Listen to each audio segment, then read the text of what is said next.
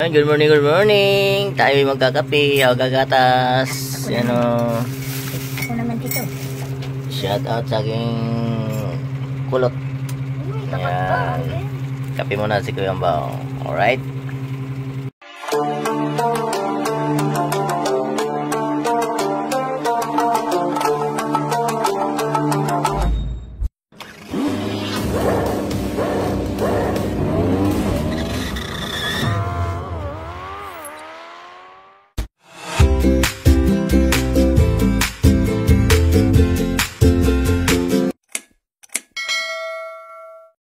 Buntag sa lahat. Yan. Hayag na oh, kape na, kape.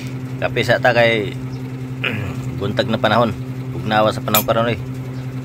Oh, buntag na kape sa. Yan, kape tayo. Tapos na magatas si Kuya Mbao, kaya wala na, inubos ko na eh. Yan, kape tayo, tinapay lang. Sa aking misis.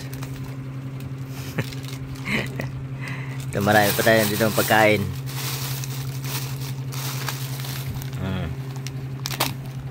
Pagkain natin, nguya-nguyain natin. Pakwan. Itong pakwan. And then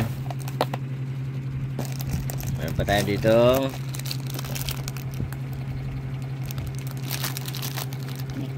pilipit. Yan.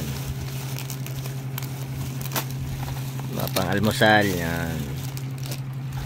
Ito yung binili ko talaga, yung mais, kasi sa biyahe nguya-nguya ko to eh, para ito yung exercise sa mga na high blood, mga na stroke, para ma-exercise yung panga nyo. Ito lang yung kainin nyo, mais na plain lang, plain. Yan. Pagkain manok, kasi para ma-nguya-nguya sa bunganga, exercise, imbis na yung chewing gum, pangit kasi chewing gum katagalan, mapait na katagalan kasi kakanguya mo eh. Mas maganda may nangatanga sa bunganga. Ito naman pinili ko, yung mais. Kaya ito siguro nagpagaling sa aking pananalita na natuwid dahil na may stroke tayo. Kaya ito rin kainin ninyo, mais na nilaga, sinangag. Yan. Para ma-exercise yung panga natin na hindi mag-lock. So, yun lang ang ating update sa araw na ito. Kasi nagkape tayo. Gatas pa sa akin sila yung kape. Shout out sa mga kasama dito, mga tulog. Yan lang ang tirahan namin dito eh. Sama-sama lang kami dito sa kwarto. Ayan. Sino mag-sponsor ng bahay dyan, pagawaan nyo na ako ng bahay. Para may matulungan kami yan. Sama-sama lang kami, anak, apo, anak ko dalawa, asawa ko, dito kami. Dito lang din ako sa gilid.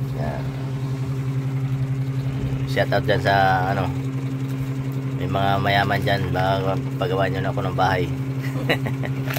Sana all. Alright, thank you. Hanging house. Yun lang. At ito, kape, dito kami kumakain. Diyan kami nagluluto. Gasa namin yan. Tulog na rin, dito na rin.